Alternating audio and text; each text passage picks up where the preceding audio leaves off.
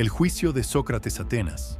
La ciudad que se enorgullecía de haber dado a luz a la razón, se encontraba al borde de una profunda contradicción. Había levantado templos para la verdad, monumentos para la palabra, escuelas para el pensamiento, pero cuando un hombre decidió llevar esos ideales hasta sus últimas consecuencias, la ciudad entera decidió silenciarlo. Sócrates no lideraba multitudes ni escribía libros. Su arma era la pregunta. Una pregunta simple, directa, capaz de desmontar las certezas más firmes en cuestión de minutos. Conversaba en las plazas, en los gimnasios, en los mercados, donde fuera que la vida aconteciera. No ofrecía respuestas fáciles, obligaba a pensar.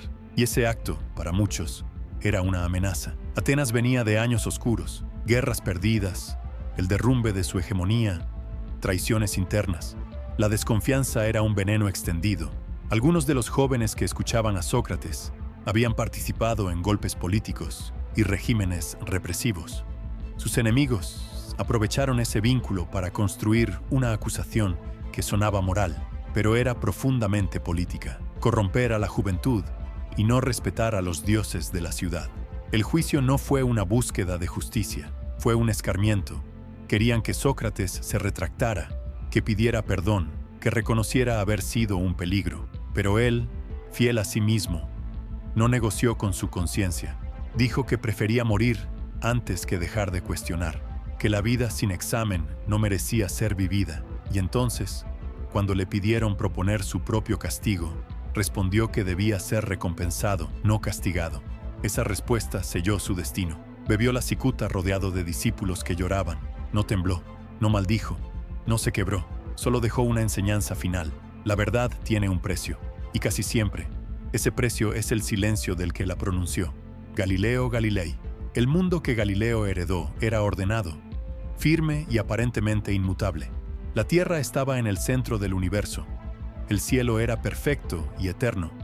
Y todo lo que ocurría arriba era reflejo de la voluntad divina. Por siglos, ese modelo no había sido cuestionado, no porque fuese verdadero, sino porque era cómodo. Daba al ser humano un lugar privilegiado y daba a la Iglesia el derecho de interpretar el cosmos. Pero Galileo vio algo distinto. Con un telescopio que él mismo perfeccionó, observó montañas en la luna, manchas en el sol y lunas girando alrededor de Júpiter. El cielo no era perfecto, no era inmutable, no era la maquinaria divina que se había enseñado durante generaciones. Era más vasto, más complejo, más inquietante.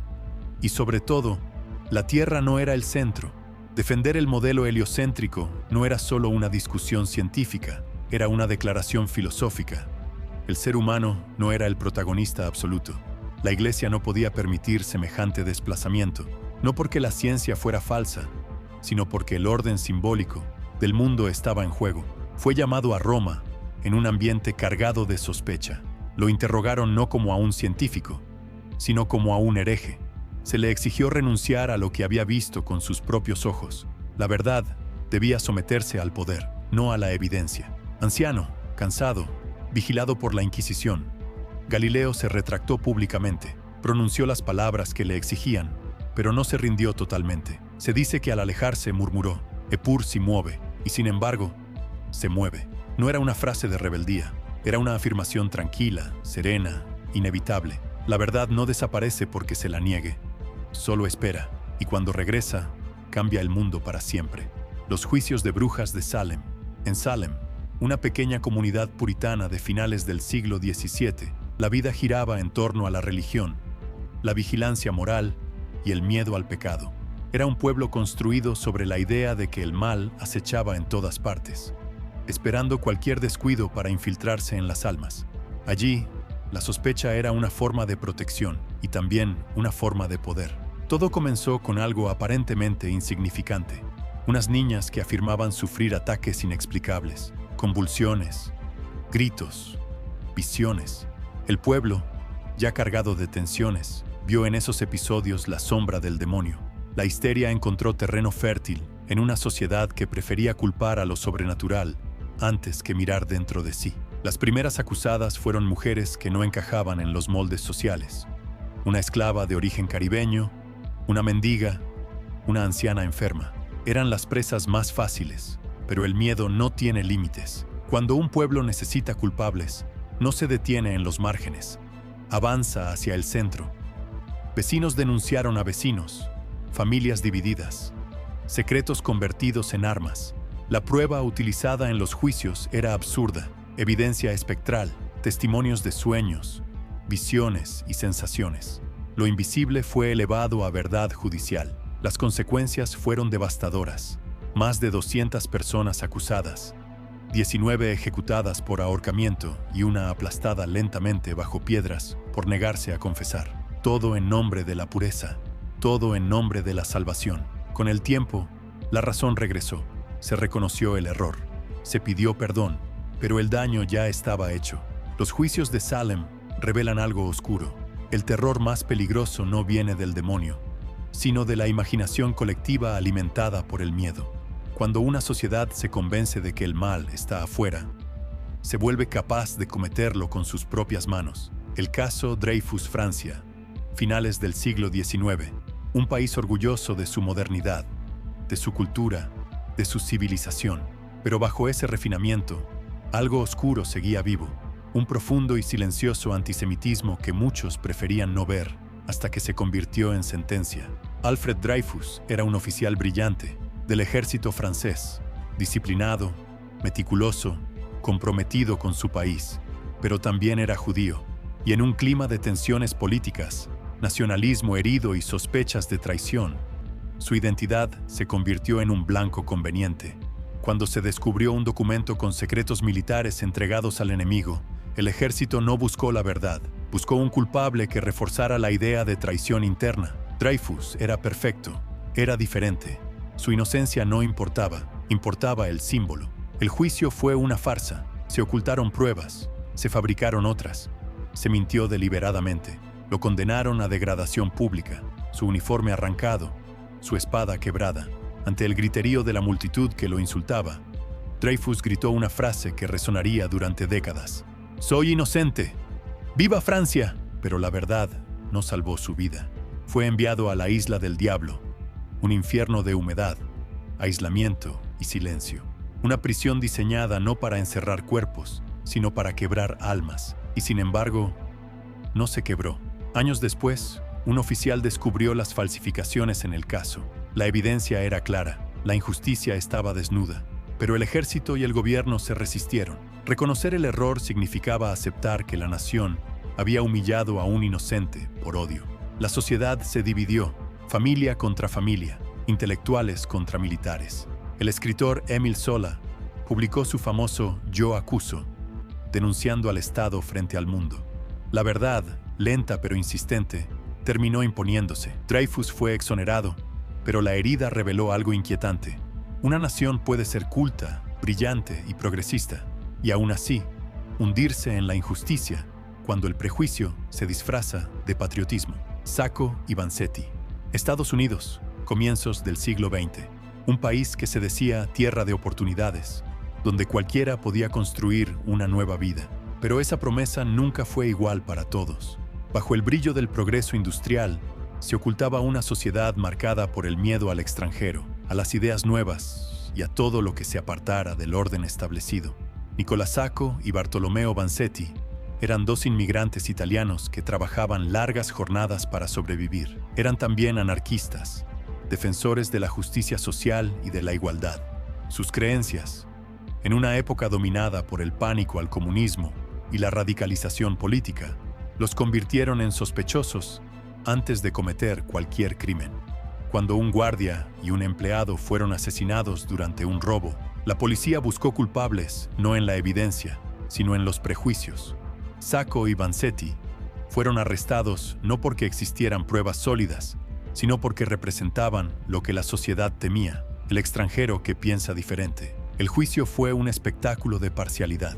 El fiscal no se centró en los hechos, sino en sus ideas. El juez hizo comentarios despectivos. Los testimonios eran contradictorios. No se encontró el dinero robado. No había certeza, pero en la mente de muchos, la culpa ya estaba decidida. Eran culpables por pertenecer a un pensamiento que desafiaba la estructura económica y política del país.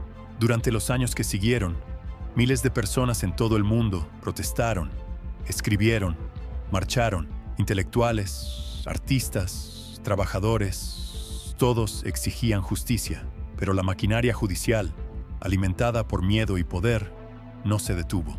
En 1927 fueron ejecutados. En sus últimas palabras, Vanzetti dijo algo que resuena aún como un lamento y una acusación.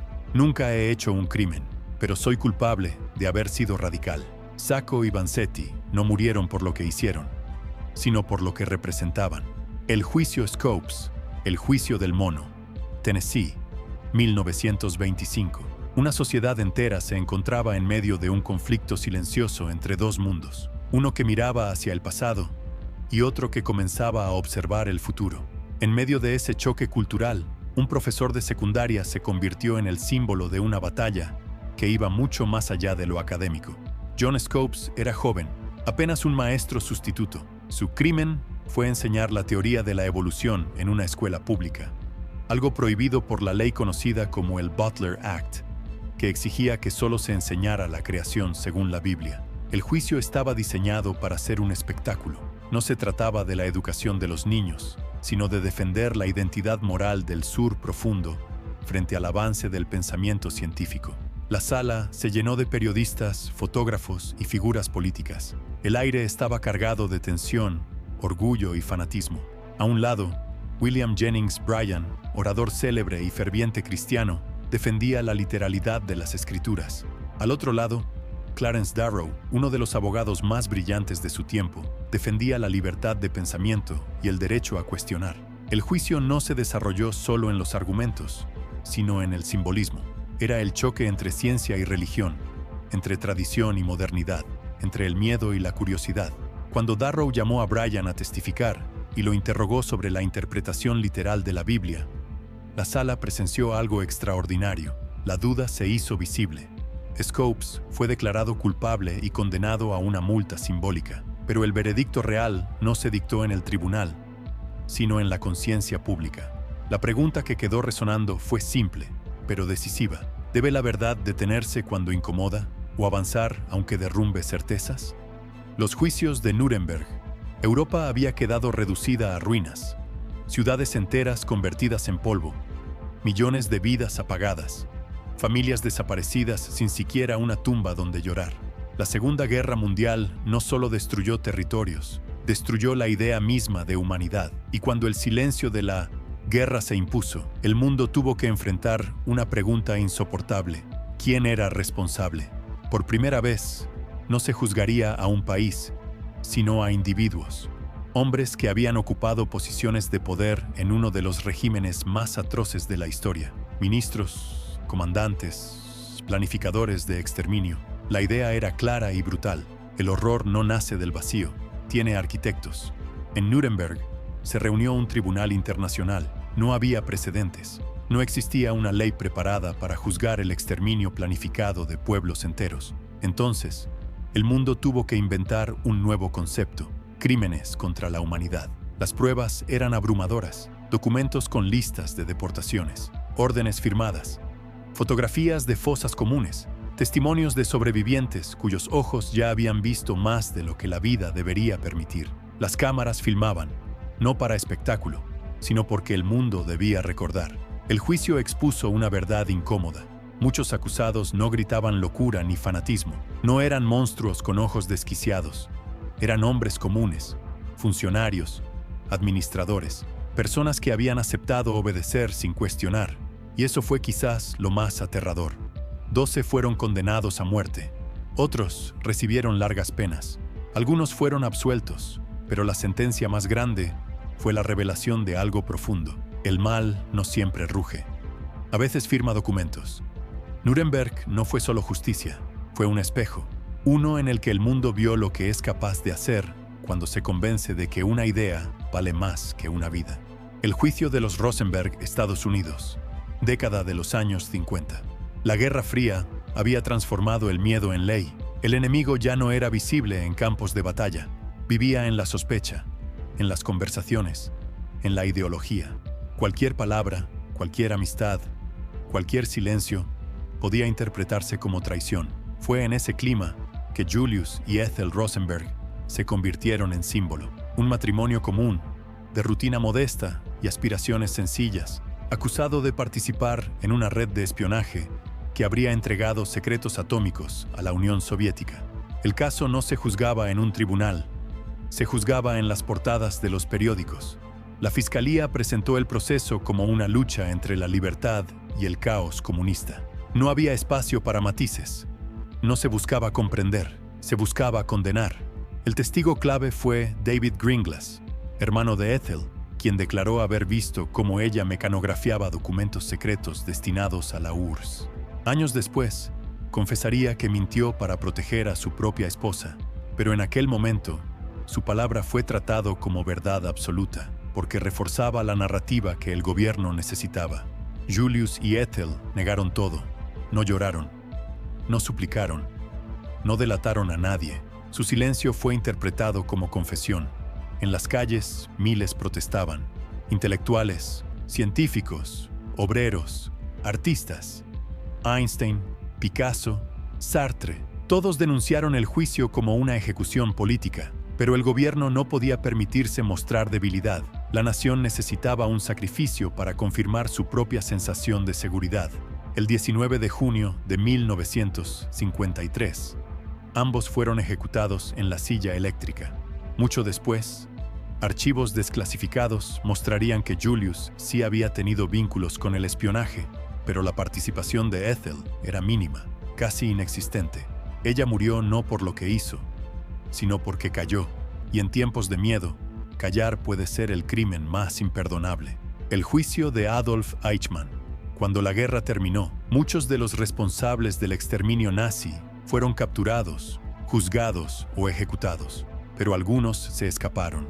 Algunos desaparecieron entre documentos falsos, nuevas identidades y océanos de distancia. Adolf Eichmann, uno de los arquitectos logísticos del Holocausto, fue uno de ellos. No fue un militar que disparara un arma. No fue quien encendió cámaras de gas. Eichmann fue algo quizás mucho más perturbador. Un organizador, un burócrata de la muerte. Su trabajo consistía en asegurarse de que los trenes llegaran a tiempo. Trenes cargados de personas. Personas que no volverían jamás. Tras la guerra, Eichmann huyó a Argentina, donde vivió durante años bajo una identidad falsa, tranquilo, trabajando en fábricas, caminando por calles comunes, como si nada hubiera ocurrido. El horror no lo perseguía, porque él no lo consideraba horror. En 1960, agentes israelíes lo localizaron y lo capturaron en secreto. Lo llevaron a Jerusalén para ser juzgado ante el mundo entero. No era solo un juicio, era un llamado a recordar. Era una advertencia escrita en cicatrices. El tribunal se llenó de sobrevivientes, hombres y mujeres que habían visto a su familia desaparecer en humo, voces quebradas, miradas vacías. No hablaban de números, hablaban de nombres. Y Eichmann, sentado en una caja de vidrio, afirmaba lo mismo una y otra vez. Solo seguía órdenes. Esa frase resonó como un eco frío, porque no hablaba de maldad consciente, sino de obediencia automática. Una obediencia tan ciega que renuncia a la humanidad misma. Fue declarado culpable, sentenciado a muerte, ejecutado. Pero el verdadero impacto no fue la sentencia, fue la revelación. El mal más devastador no necesita monstruos, solo necesita personas dispuestas a no pensar. El juicio por traición de Nelson Mandela, Sudáfrica, mitad del siglo XX. Un país dividido por una línea invisible y brutal, la raza. El apartheid no era solo una política, era una estructura de vida, una arquitectura de desigualdad. Las leyes estaban diseñadas para recordar a millones de personas que su existencia valía menos, que su voz no contaba, que su cuerpo no les pertenecía. Nelson Mandela no nació símbolo, se hizo símbolo a través de la resistencia. Abogado, militante, organizador. Sus palabras tenían una fuerza que no venía de la ira, sino de la dignidad. El gobierno lo sabía, y cuando un sistema teme a una voz, lo primero que intenta hacer es silenciarla. En 1956, Mandela y más de 150 activistas fueron acusados de traición. El juicio fue largo, extenso, casi interminable. No se juzgaba un crimen, se juzgaba un sueño. El Estado quería demostrar que la igualdad era una amenaza, que pensar en libertad era conspirar contra el orden. Durante los años del proceso, Mandela no pidió indulgencia, no trató de hacerse pequeño, no se justificó, se mantuvo firme, consciente de que cada palabra pronunciada sería recordada por quienes aún no habían nacido. Cuando finalmente fue absuelto, la victoria no trajo paz, la represión aumentó. Mandela comprendió que la lucha debía continuar y que podía costarle todo. Años después, durante el famoso juicio de Rivonia, cuando enfrentaba la posibilidad de ser condenado a muerte, pronunció una declaración que descorazonó al régimen y encendió al mundo. He defendido el ideal de una sociedad libre y democrática. Es un ideal por el que estoy dispuesto a morir. Lo encarcelaron durante 27 años, intentando quebrarlo, pero algunas voces no se extinguen en la oscuridad, se fortalecen. Cuando salió en libertad, ya no era solo un hombre, era la esperanza encarnada. Charles Manson y la familia. Finales de la década de los años 60. Estados Unidos atravesaba una transformación cultural profunda. Música psicodélica, rechazo a la guerra, búsqueda espiritual, ruptura de valores. Pero en los márgenes de esa euforia de libertad, algo más oscuro comenzó a crecer. La necesidad humana de pertenecer puede ser un refugio o una trampa.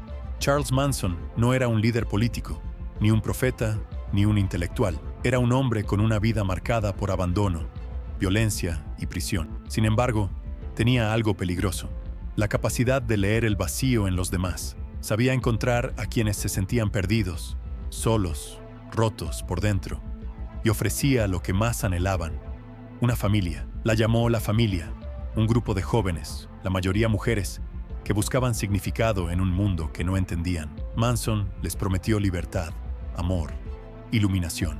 Pero lo que realmente realizó fue algo mucho más antiguo: manipulación emocional absoluta. No necesitó armas, no necesitó imponer miedo, bastó con convertirse en el centro de sus identidades. En 1969, su influencia alcanzó su punto más oscuro. Convenció a sus seguidores de que debían cometer asesinatos para desencadenar una supuesta guerra racial que él había profetizado. Helter Skelter. Las víctimas, entre ellas la actriz Sharon Tate, no fueron solo asesinadas, fueron convertidas en símbolos de un mensaje enfermo. El Dita juicio fue un espectáculo sin precedentes. Manson sonreía, dibujaba una X en su frente. Sus seguidoras lo imitaban. No parecía un asesino, parecía algo aún más inquietante, un espejo de lo que ocurre cuando una mente domina por completo a otra. La corte lo condenó, pero la verdadera condena fue entender lo que revelaba su historia.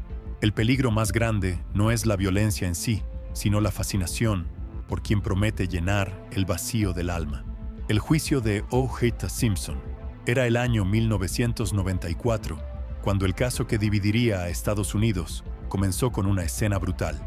Nicole Brown Simpson y Ron Goldman fueron encontrados asesinados frente a la casa de ella. La violencia del crimen conmocionó al país, pero la conmoción se convirtió en fascinación cuando el principal sospechoso resultó ser O.J. Simpson, una de las figuras más conocidas del deporte y la televisión. Lo que siguió ya no fue un proceso judicial, fue un espectáculo nacional. La persecución en automóvil por las autopistas de Los Ángeles fue transmitida en vivo a millones de personas. El juicio se televisó. Las audiencias se paralizaban. Las opiniones se formaban no por evidencia, sino por lo que aparecía en la pantalla. El caso no solo trataba de un asesinato. Era una herida abierta en la sociedad estadounidense. Raza, fama, poder, medios y justicia se entrelazaron en un teatro público. La fiscalía presentó pruebas forenses aparentemente irrefutables: sangre, fibras, huellas, pero la defensa encontró un ángulo más profundo que la ciencia: la desconfianza histórica hacia la policía.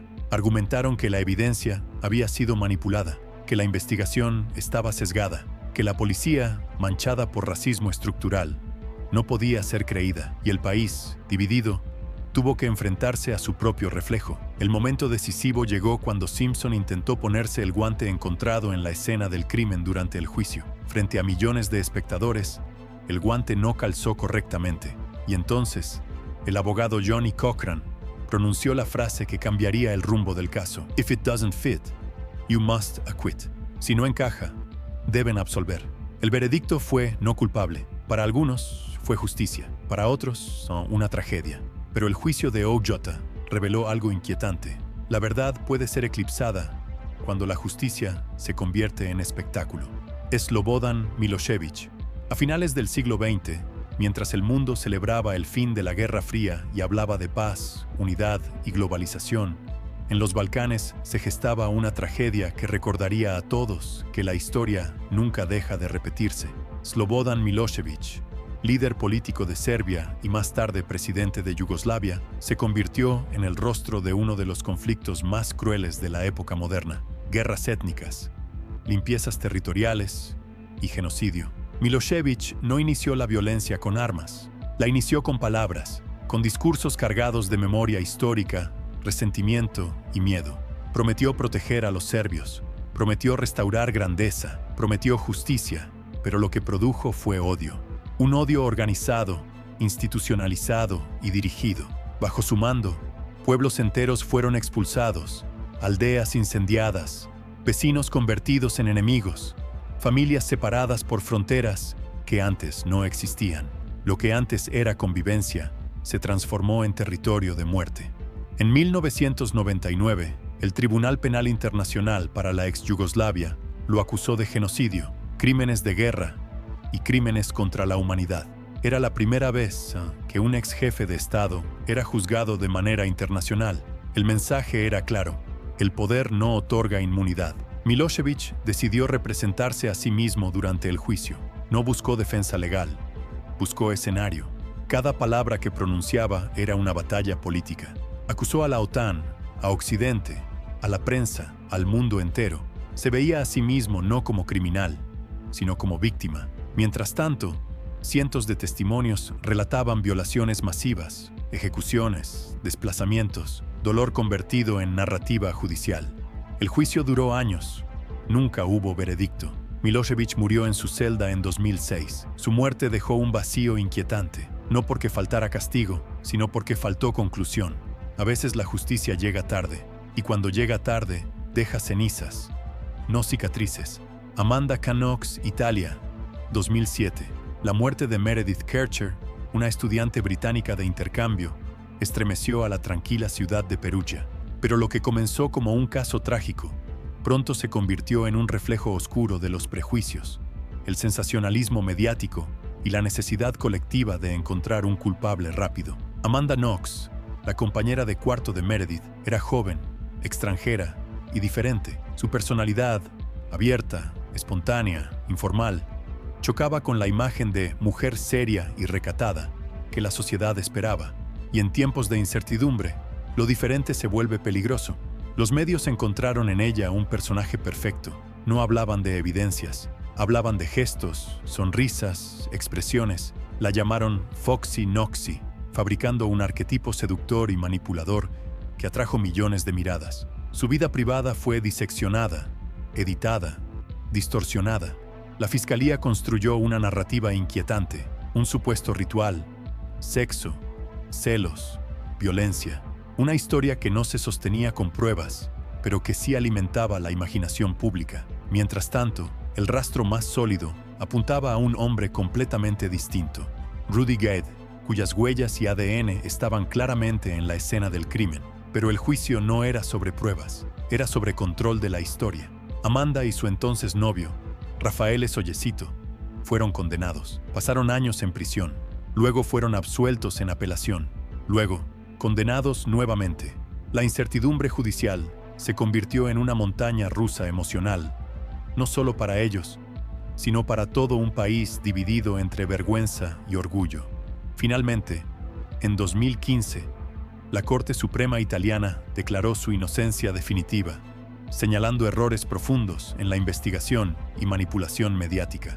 El caso dejó una advertencia clara: no siempre buscamos justicia. A veces buscamos una historia que nos permita señalar con el dedo y sentirnos seguros. Y en esa necesidad, la verdad puede ser la primera en morir. Casey Anthony, Florida, 2008. La desaparición de Caylee Anthony, una niña de apenas 2 años, estremeció a Estados Unidos. Durante semanas, nadie supo dónde estaba. Su madre, Casey Anthony, ofrecía versiones contradictorias: una niñera inexistente, un secuestro no reportado explicaciones que cambiaban cada día. Cuando finalmente se encontraron los restos de Kaylee, ocultos cerca de la casa familiar, el caso dejó de ser una búsqueda y se convirtió en un juicio moral. Los investigadores encontraron rastros inquietantes, olores en la cajuela del auto, búsquedas en internet sobre cloroformo, mentiras repetidas ante la policía. Pero más allá de la evidencia, lo que sembró indignación fue el comportamiento de Casey. Fiestas, sonrisas, una aparente indiferencia mientras su hija estaba desaparecida. La sociedad no juzgó solo un posible crimen, juzgó la imagen de una madre. Los medios hicieron de ella un villano, una mujer joven, sin remordimiento aparente, convertida en el símbolo de la maternidad fallida. Las cámaras no dejaban de transmitir, los comentaristas no dejaban de indignarse. El país entero observaba, no para entender, sino para condenar. El juicio se convirtió en una guerra de relatos. La fiscalía describió a Casey como alguien que buscaba deshacerse de su hija para recuperar una vida de libertad. La defensa argumentó que Kaylee murió accidentalmente y que la familia, marcada por traumas profundos, ocultó la verdad para evitar el escándalo. Entre ambas versiones, solo quedaba un terreno de sombras. El veredicto sorprendió a todos. No culpable de homicidio, pero culpable de mentir a la policía. El país reaccionó con furia. Se dijo que la justicia había fallado, pero quizás la verdad sea otra. La justicia nunca puede devolver la vida, solo puede intentar ordenar el silencio que queda después. El caso de Casey Anthony reveló algo inquietante en todos nosotros. No tememos solo al crimen, tememos que la inocencia pueda desaparecer sin explicación.